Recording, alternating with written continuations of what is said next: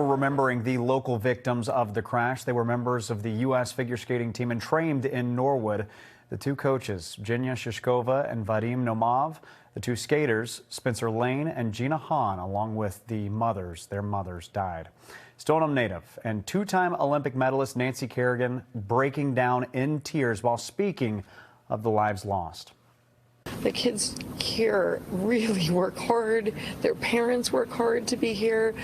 But I feel for the athletes, the skaters, and their families, but anyone that was on that plane, not just the skaters, because it's just such a tragic event. Let's go out to NBC10's Michael Rosenfield. He's live for us in Norwood at the Skating Club of Boston. Michael, good evening to you. 3 years ago, you actually spoke to one of the skaters who was on that plane last night. Yeah, Colton, we were right here at this skating rink back in 2022, speaking to young skaters about the Olympics and their own dreams of going to the Olympic Games. Well, one of those skaters we spoke with was on the plane that crashed last night. I'm Gina, and it starts with Jinna. This was Gina Han 3 years ago. She had just turned 10 years old, and she was so thrilled to watch the Olympics on TV. It's just so exciting. It's like, who's going to win? What's going to happen? Because anything can happen at the Olympics. At the Skating Club of Boston, Gina was one of several up-and-coming skaters I spoke with at the Skating Club of Boston in 2022 as they got ready to watch the figure skating competition at the Olympic Games. What are your plans? Do you want to go to the Olympics someday?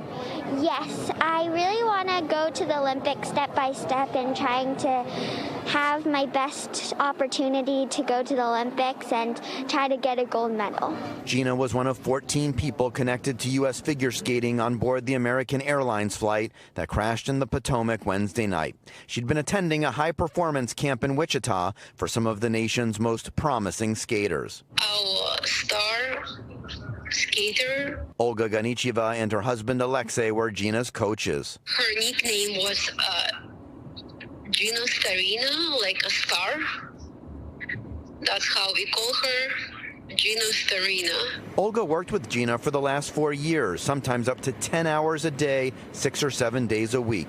She says Gina excelled at both the athletic and artistic components of the sport. The way she feels, the way she skates, the way she performs, the way she jumps, everything. Very special kid. Olga says Gina was the future of U.S. figure skating. What year will we be watching you at the Olympics? Probably 2032. I have no idea.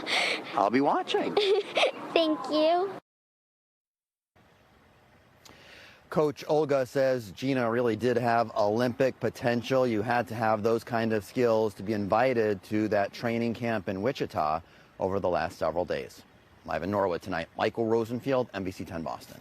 Michael, thank you. And just really heartbreaking and tragic hearing her back in 2022 and how hopeful she was for the Olympics.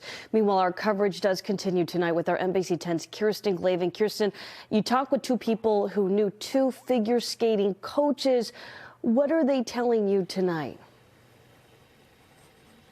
Well, Priscilla, these were two profound, or I should say world-renowned figure skating athletes, but also they were proud coaches, friends, and parents.